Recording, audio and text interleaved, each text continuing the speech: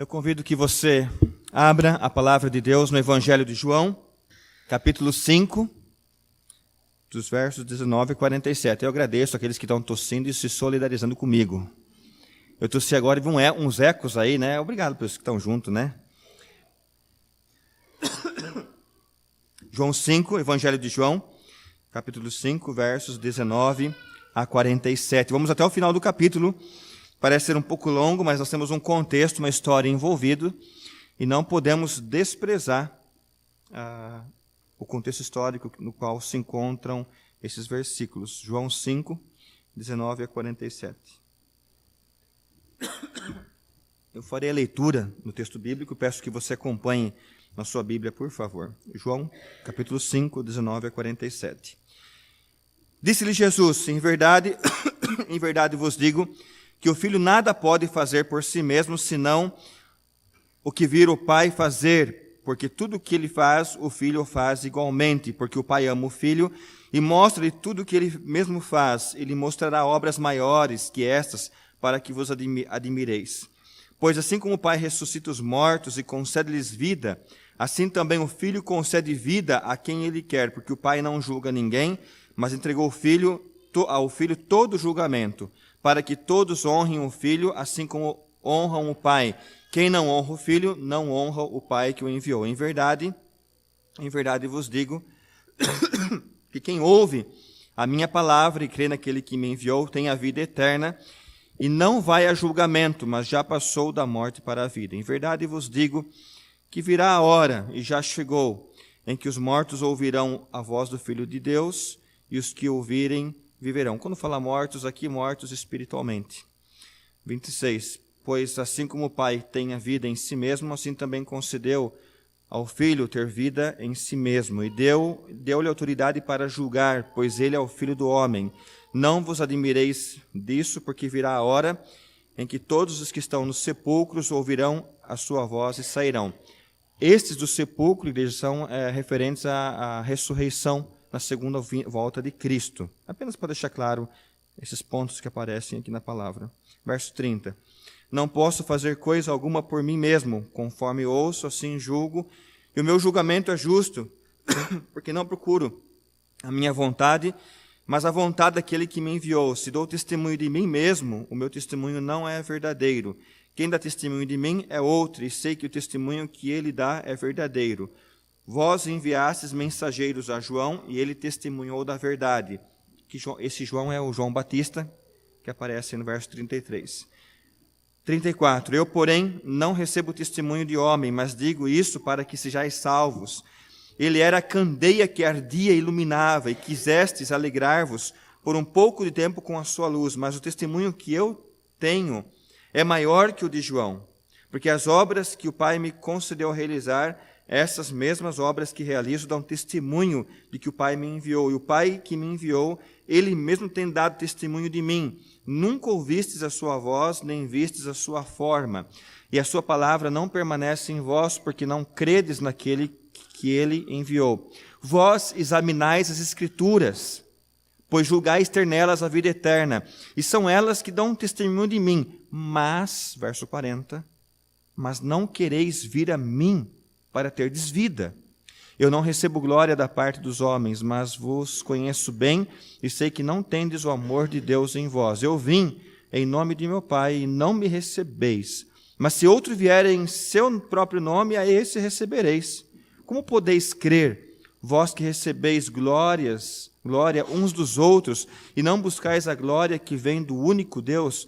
Não penseis que vos acusarei perante o Pai. Há outro que vos acusa, que é Moisés, em quem tendes esperança, pois se cresceis em Moisés, creríeis em mim, porque ele escreveu a meu respeito. Mas se não credes no que está escrito, como crereis nas minhas palavras? Os irmãos notaram?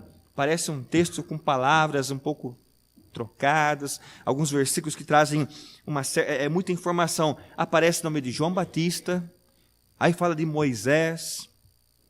Jesus está trazendo algumas explicações aqui, e a intenção na palavra do Senhor nosso nessa manhã é entender um pouco desse texto e entender a teologia, o que está por trás do que nós estamos lendo aqui. A pergunta é: olhando para os versículos 19 até o 47. Por que Jesus está falando tudo isso? O que está acontecendo aqui, nesse contexto? Por que Jesus precisou falar sobre tudo que nós lemos nesses versículos, que foi quase que uma avalanche de versículos? Mas por que o Senhor está dizendo tudo isso? Se você olhar um pouco antes, no início do capítulo 5, temos aquela história, lembra aquela história do homem paralítico, que ficou junto ao tanque Betesda por quantos anos esperando que alguém colocasse ele nas águas? 38 anos. Aliás, aparece acho que na sua Bíblia no versículo 3 e 4, entre colchetes, esperando o movimento das águas. Eu não vamos abordar essa questão nessa manhã dos colchetes. Colchete significa que não aparece nos melhores manuscritos. Muitos entendem que não passava, inclusive, de uma superstição, essa questão das águas que eram mexidas. Na verdade, era algum movimento que os dutos lá em Jerusalém causavam naquela água. E o homem está esperando alguém que colocasse ele na água para que ele fosse curado. Mas o interessante é que ninguém coloca ele na água e quem cura é Cristo, não é a água. Essa palavra Betesda, que aparece no versículo 2, João 5:2, ela vem do hebraico Bet Reshá, Betesda, que significa casa de misericórdia. Há um nome atribuído, talvez, a algum bem que tenha sido feito. Então, nós não vamos entrar nos detalhes desse anjo, do movimento das águas, mas o fato é que é Jesus quem cura esse homem. E ele faz isso em que dia da semana? Verso 16. Nós não lemos, né? No sábado. No sábado. E a partir desse momento, as coisas começam a complicar para o lado de Jesus. Aliás, perguntam para o paralítico, foi a quem te curou? Foi aquele homem. Mas ele fez isso no sábado? Irmãos, eu não sei. Se você fosse paralítico, se eu fosse paralítico, porque Jesus fala para ele pegar aquela maca e sair com ela, eu pegaria essa maca e bateria naqueles homens. Estou 38 anos esperando. Paralítico. Você vem perguntar se que dia que aconteceu isso? Acho que a gente pegaria a maca, bateria em todo mundo com aquela maca ali. Está preocupado com o dia mas é a questão que está envolvida aqui. Para os irmãos verem agora por que desse discurso de Jesus do 19 até o 47. E mais do que curar no sábado, é quem Jesus afirmava ser, o Filho de Deus. Se você ler no versículo 17 e 18, que nós não lemos, dá uma olhadinha, João 5, 17 e 18. Jesus respondeu, meu Pai trabalha até agora e eu trabalho também. Verso 18. Os judeus procuravam ainda mais matá-lo, não só porque ele infringiu o sábado, não é só porque a cura aconteceu no sábado, mas porque ele dizia que Deus era seu Pai. Então nós temos aí um problema, que foi, o que aconteceu foi num sábado, e o segundo é Jesus atribuindo ele ser o Filho de Deus. Então, o que Cristo vai trabalhar nesse capítulo 5, para aqueles que estavam ali, para nós hoje, eu e o Pai somos um. Na verdade, é o que João vem trabalhando, João Evangelista, no primeiro capítulo, versículo 1, como que é? O Verbo estava com Deus e o Verbo era Deus. Verbo, palavra. Jesus é Deus. O Espírito é Deus. Cada um na sua atribuição, mas todos em um. Em completa harmonia. Pastor Davi Merck trabalhou esse conceito conosco naquela semana da conferência da família. No princípio era o Verbo, era a palavra estava com Deus e o Verbo. Então, o que o Senhor Jesus está fazendo, explicando isso para aqueles que estão ao seu lado. Agora, a igreja, Jesus vendo essa postura dos religiosos, ele entendeu que mais pessoas estavam paralíticas. Não do físico, mas da alma. Da alma. E ele começa a trabalhar com essas pessoas. Pessoas paralíticas da alma. Nos versos 19 a 21 que nós já lemos, Nesse contexto, as ações de Jesus estavam em perfeita harmonia com quem? Com o modo como Deus trata o homem. Se você colocar os olhos, de 19 a 21, vai enxergar isso. E a pergunta à igreja, como que Deus trata o homem? Com cuidado, com restauração. Por isso Jesus expressava perfeitamente o caráter de Deus, sendo ele o próprio Deus, o Filho de Deus. E chega no verso 21, o ápice. Dá uma olhada no verso 21. Pois assim como o Pai ressuscita os mortos e concede-lhes vida, só uma questão, até aqui o judeu não tinha problema. Isso era um problema dos saduceus, não dos fariseus nem dos judeus. Eles queriam que Deus ressuscitava os mortos. Quem não criam eram os saduceus, um outro grupo. Mas até então, crer que Deus ressuscita os mortos, eles não tinham muita dificuldade com isso. Mas a dificuldade aparece agora, no verso 21. Assim como o Pai ressuscita, assim também o quem? O Filho concede vida a quem Ele quer. Aí eles ficaram bravos. Curou no sábado, diz que é Filho de Deus, e agora ainda diz que ressuscita. Quem pensa que Ele é? Isso causou alvoroço entre eles. Ficaram bravos. Então, para eles ouvirem que Jesus também tinha o poder de dar a vida, até porque Ele e o Pai são um, isso causou um desconforto muito grande entre aqueles que estavam à volta dele.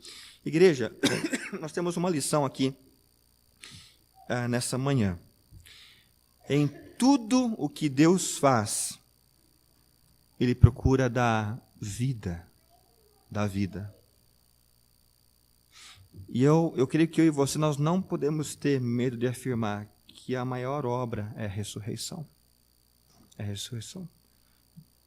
Desde o túmulo vazio. Lembra a ressurreição de Lázaro? Aquilo foi de um impacto que nós não temos, talvez, palavras, até a nossa mente é limitada para entender a dimensão que aquilo causou num homem que já cheirava mal, para as pessoas que estavam ali próximos àquele acontecimento. A maior obra do Senhor é a ressurreição. E ressuscitar, para a gente poder pensar um pouquinho mais sobre isso, não é só voltar à vida física. Ressuscitar não é só, quando eu digo só, me entendam, tá? A igreja é uma obra maravilhosa. Mas não é somente fazer alguém voltar a respirar. Mas a ressurreição que vem através do Senhor é começar uma nova vida, mas uma vida transformada, diferente. É tudo sendo mudado interiormente, isso sendo mostrado exteriormente. Mais do que a respiração voltando, o coração batendo, é o milagre da transformação de alguém diferente por causa de Cristo. Vida transformada. Talvez esse sentido de ressurreição ganhe mais intensidade se nós pensarmos assim. Não só voltar a viver, mas viver para Cristo. Pensamentos. Talvez você conheça pessoas com testemunho, e quando você olha, você diz assim, naquela força de expressão, eu não acredito quem você era e quem você é. Não, acredite, né? É o poder do Senhor. É o milagre da ressurreição, da transformação.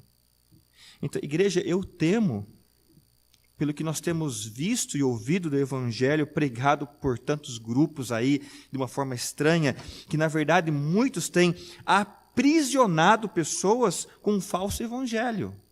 E, lamentavelmente, paralíticos espirituais estão nascendo aos montes dia a dia. Paralíticos da alma. Por quê? Porque se fala em regras, se fala em dias da semana, dias sagrados, roupas, objetos, rituais, placas de igreja, tudo condicionando o homem para uma escravidão.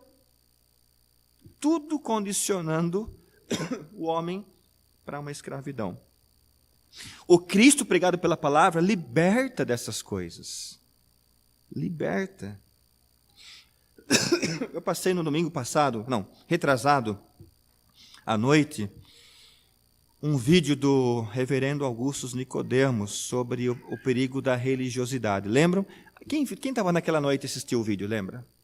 Poucos. Nós vamos repetir agora. Aqueles que viram, assistam de novo, porque o conteúdo é excelente. Enquanto isso eu me recupero aqui da tosse. São 3 minutinhos. Está tudo certo aí para colocar?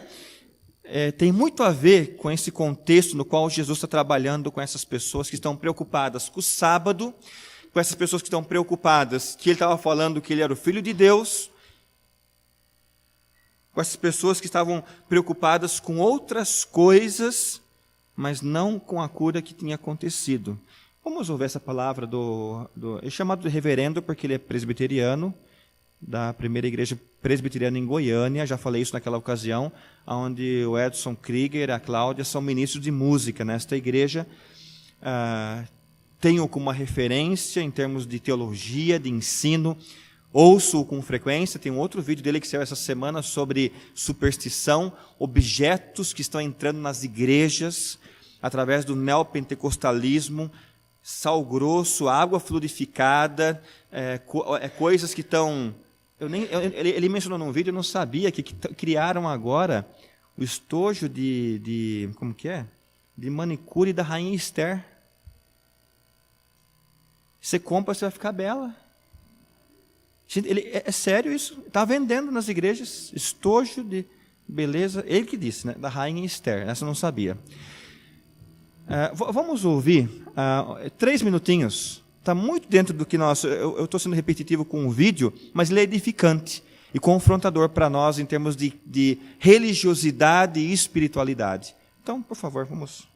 Queridos, como eu disse, eu seria desonesto nos comparar com os escribas e fariseus, mas preste atenção no que eu vou dizer. Você sabe que você está virando religioso quando você está mais preocupado com o arranjo de flores, o lugar do coral, a roupa do pastor, do que com a pregação. Você sabe que você está virando religioso quando você leva mais tempo se preparando diante do espelho, antes do culto, do que se preparando espiritualmente para participar do culto. Você sabe que está virando religioso quando você não consegue aturar os erros dos outros, contudo é muito tolerante com os seus e dos seus familiares. Você sabe que está virando religioso quando você participa de todas as atividades da igreja e não tem mais tempo para a sua família e para estar sós com Deus.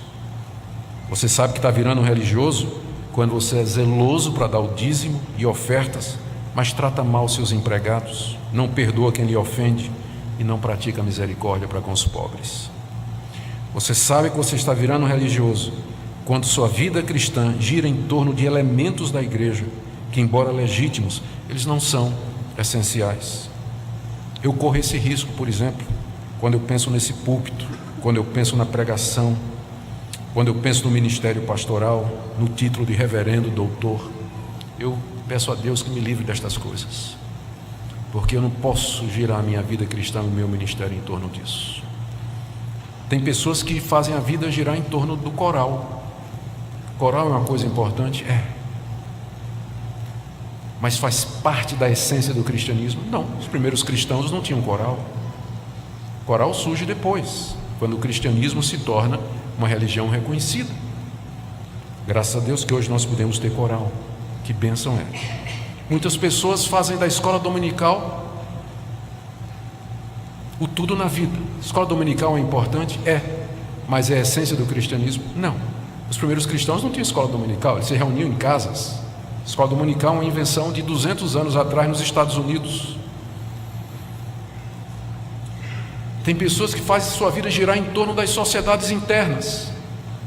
Sociedades internas são importantes? São, mas fazem parte da essência do cristianismo? Não.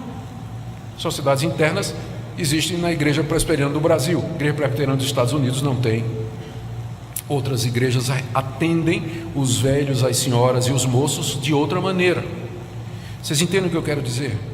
Às vezes nós focamos nestas coisas que são acessórias, que são boas, que Deus nos deu para que nós edificássemos a igreja, mas a gente acaba focando nelas como se elas fossem o próprio cristianismo. E aí nós viramos religiosos. um vídeo de despertamento que traz para nós muitas reflexões, mas eu creio, igreja, que a palavra nos orienta é para que eu e você não nos tornemos envolvidos com a religião a ponto de perder Cristo de vista. Em outras palavras, é o que ele está dizendo. Não nos envolver com as atividades, com o ativismo, ou com o que a igreja proporciona, que são coisas boas, obviamente, mas correndo o risco de perder Cristo de vista. E é o que o Senhor está trabalhando com eles aqui. Outras preocupações em relação a essa cura, mas não em relação a crer quem ele era de fato. Então, nesse contexto, o Senhor trabalha a sua divindade. Não somente o ato de ressuscitar, de curar, mas ele sendo o Messias, o próprio Deus. O Antigo Testamento menciona pelo menos 3 sinais da vinda do Messias. E nesse capítulo 5, João, a palavra nos mostra que Jesus cumpriu todos esses 3 sinais. Quais são? Dá uma olhadinha no verso 27. João 5, verso 27. E deu-lhe autoridade para julgar. Cristo tem autoridade para julgar. Se você olhar nos versos 8 e 9, deu autoridade para o quê? Para curar. Cristo tem autoridade para curar. E no verso 21, ele tem autoridade para o quê? Para ressuscitar. Cristo tem autoridade para ressuscitar. Isso é teologia, o que nós temos aqui. Em João 5, 24, chega um momento, ou no ponto da mensagem, que Jesus desejava chegar. Dá uma olhada no verso 24. Em verdade vos digo, que quem ouve a minha palavra e crê naquele que me enviou tem a vida eterna e não vai a julgamento, mas já passou da morte para a vida. Chega o momento da mensagem que Jesus diz o seguinte: quem ouve a minha palavra e crê naquele que me enviou tem a vida eterna. Já passou da morte para a vida. Igreja, a vida eterna, ou podemos traduzir isso, o estar para sempre com Cristo, começa quando aceitamos Jesus como nosso Senhor e Salvador. E quando digo aceitar a Jesus, eu trocaria talvez por a partir do momento que você se submete a Cristo. Uma outra expressão que o pastor Helder Cardim usa, eu gosto bastante, troca de Senhor. Não é mais o meu eu que é o Senhor, agora eu submeto o meu coração, antes dominado pelo eu, agora a Cristo. É o que Paulo disse. A vida que eu vivia na carne, agora eu vivo na fé no Filho de Deus. Troca de Senhor. Então, essa submissão, essa troca de Senhor, permite que uma nova vida comece a cada um de nós. 2 Coríntios fala sobre isso, 5,17. Mesmo que eu e você ainda enfrentemos a morte física, quando Cristo voltar, o nosso corpo ressuscitará para viver com Deus para sempre. Igreja, está em 1 Coríntios 15 sobre essa promessa. Mesmo que enfrentemos a morte física, a vida eterna já começa no momento em que você submete a sua vida a Cristo. Essa é a mensagem que Jesus quer deixar para os paralíticos da alma. E nos versos seguintes, do 25 até o final, nós temos a mesma ênfase. Olha o verso 33. João Batista deu testemunho de Jesus. Está no verso 33. No verso 39, as Escrituras testificam de Jesus. E no verso 46, Moisés testifica de Jesus. Ah, pastor, mas aonde? Gênesis 3,15. Números 24:17. Deuteronômio 18:15. Aqui nós temos lá a estrela de Jacó. Diz a palavra que se levantará como um cetro. A vinda de um grande profeta, está em Deuteronômio. O próprio Moisés já relatando a vinda do Messias. Então o Senhor, Jesus trabalha com aqueles que estão preocupados com o exterior, com o sábado, dizendo o seguinte, vocês precisam trocar de Senhor. precisam mudar a forma de pensar e crer que eu sou filho de Deus. Talvez a pergunta dessa manhã seja para mim e para você: pastor, por que nós estamos estudando isso? Eu creio em Jesus como filho de Deus, eu amo a Cristo, creio, simplesmente eu creio. Talvez você possa dizer: pastor, isso aí não é muito para a gente, é para aquelas pessoas daquela época. A resposta em relação a essa pergunta: amém, e graças a Deus por isso, por você crer assim. Você pode talvez se regozijar, permitir que a alegria entre no seu coração, porque você já pensa assim. Mas quantos estão ainda presos àquilo que o pastor, o reverendo Augusto Nicodemos falou, a coisas externas, a detalhes, tentando colocar Deus numa caixa chamada denominação ou coisa parecida, dando um formato para ele, que talvez ele se agrade mais, e se esquecendo do principal. Mas se nesta manhã nós ainda temos talvez alguém aqui com dúvidas em relação à sua fé, eu creio, igreja, que é importante todos pensarem. Ou se você está aqui com dúvidas, abra mão dos argumentos, talvez do orgulho, ou talvez até mesmo das desculpas, e vá até Cristo sem reservas. Sem reservas. Veja o verso 39. O Senhor trabalha isso. João 5, 39. Jesus está dizendo isso para os religiosos. Vós fazeis o quê? Examinais as Escrituras, porque julgais ter nelas a vida eterna, e são elas que testificam de mim.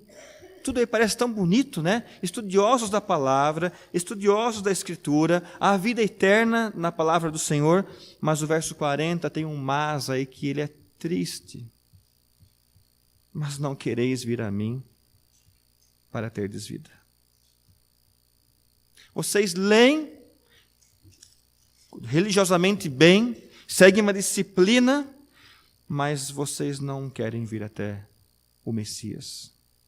É ensinado sim por Moisés, pelos profetas do Antigo Testamento, mas olhavam para Cristo e não aceitavam Ele como Cristo. Então os líderes religiosos conheciam, quando eu falo Escrituras aqui, Antigo Testamento, Pentateuco, Salmos, Provérbios. Eles criam no Antigo Testamento, mas falharam em aplicar a palavra de Deus à sua vida. Conheciam os ensinamentos das Escrituras, mas não enxergaram o Messias a quem elas se referiam. Conheciam as regras, mas perderam o Salvador. Se cercaram de um sistema religioso, até com as roupas tinham uma preocupação. Regras, costumes, mas se recusaram a permitir que o próprio Filho de Deus mudasse a vida deles. Igreja, o que Jesus está ensinando aqui nesse trecho da palavra? Não era só o paralítico que estava com problema. Não era.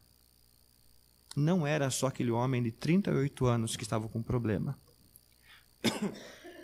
Jesus estava enxergando almas paralíticas, precisando do milagre do Senhor, precisando de transformação. A pergunta é nessa manhã, você que está aqui, já se entregou para Cristo? Vive com argumentos, talvez com desculpas, preocupado mais com, entre aspas, com o sábado? A palavra convida para que eu e você chegamos a Cristo sem reservas, sem argumentos. Crer. Simplesmente crer. Se você já se entregou a Cristo, agradeça, louve ao Senhor. Talvez você possa, Senhor, obrigado, porque eu não preciso mais depender de superstição, de regras, de tradições, de costumes, de hábitos, porque a minha salvação é graça do Senhor. E se você pode talvez dizer, obrigado, Senhor, eu fui alcançado por Ti. É gratidão no coração. Mas se você ainda não aceitou a Cristo, não trocou de Senhor, chegue até Ele, sem reservas, para a glória de Deus. Amém? Para a glória do Senhor. É tempo de nós, eu e você, renovarmos o pensamento. Senhor, não permita que a religiosidade ou as atividades nas quais estou envolvido ou estamos envolvidos façam com que eu perca Cristo de vista. Eu creio que essa é a nossa oração nessa manhã. Não permita, Senhor, que todo o sistema no qual estamos envolvidos, onde tem coisas boas, mas façam com que eu perca de foco o Cristo, aquele que amou e se entregou por mim. E que eu ame cada vez mais. Eu creio que nós podemos orar nesse sentido. Vamos fechar nossos olhos. Senhor, é a tua igreja aqui reunida, não é a igreja de pessoas, não é a igreja do pastor, é a igreja de Cristo, comprada e lavada pelo precioso sangue. Que o Senhor desperte em nós gratidão. Louvado seja o nome do Senhor. A graça que nos alcançou, não merecedores, mas que grande amor demonstrado na cruz. Sensibiliza-nos, ó Deus, em meio às atividades da igreja, ao sistema onde estamos envolvidos, até coisas boas que o Senhor tem nos dado, mas que elas não tirem o nosso foco, que não sejam o principal, que o principal sempre seja o Senhor Jesus. Renova-nos nessa manhã a buscarmos mais ao Senhor, a vivermos mais para Ti. Sermos, sim, servos atuantes, mas colocando acima de tudo em nosso coração amor por Tua obra, amor pelas coisas do alto, pelo próprio Senhor Jesus. Ó Deus, ajuda-nos quanto a isso, que essa disciplina ela fique em nosso coração. E se há ainda alguém que tem colocado argumentos, ou que ainda está preocupado com o sábado, ou outras questões, talvez paralíticos da alma, que haja oportunidade de um milagre da ação do Senhor, de nova vida, restauração em Cristo Jesus, para que vida eterna já seja desfrutada a partir do aqui e do agora, Deus, para a honra e glória do nosso Deus. Nós oramos, pedindo, em nome do nosso Senhor e Salvador Jesus Cristo. Amém. Amém.